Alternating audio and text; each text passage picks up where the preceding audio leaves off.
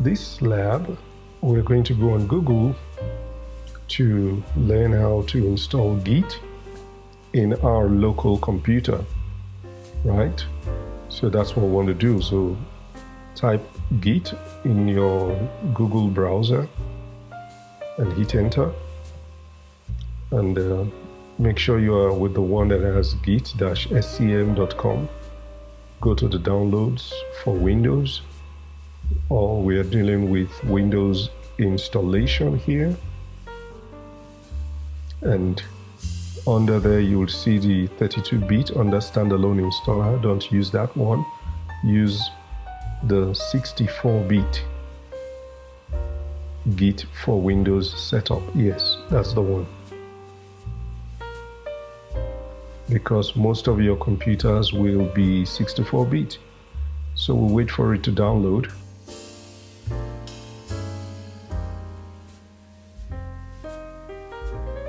We're going to be looking at Git in detail in one of the classes. We might take about 2 or 3 days to look at Git, but okay, so the download is done. I want us to basically get all these installations behind us. So we can now double click on Git and straightforward, just click next, next. You don't need to do much.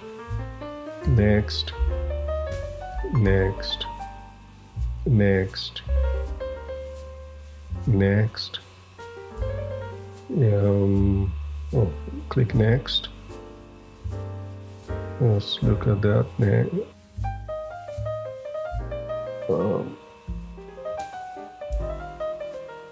Yeah, we'll leave it. We'll use it for third party also. So we'll click next here.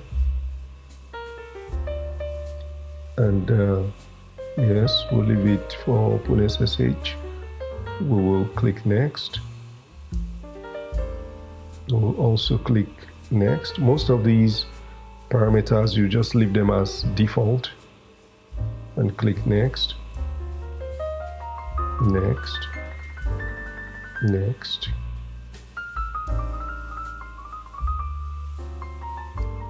Same thing,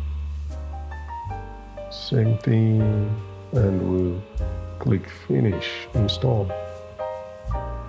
So Git installation is very simple and straightforward, but your Windows environment may be different from mine. I use a Windows 11, but by and large, the installation process is still the same. You're going to still encounter the same questions, parameters, and options. If you run into any issues, don't fail to drop a comment in the Telegram channel, and we will handle it. But I want us to all finish this stuff before we start the training, so that everybody is is ahead of the installation process.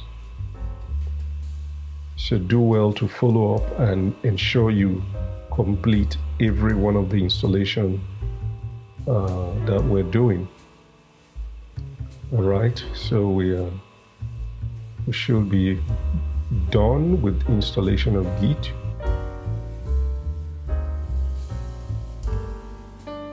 Okay, let's engage. Let's check launch Gitbash and deselect the second one. Deselect this one. Yeah, click finish. So we have Gitbash running in our system. It's just a terminal, right? So we can start checking files and whatnot. So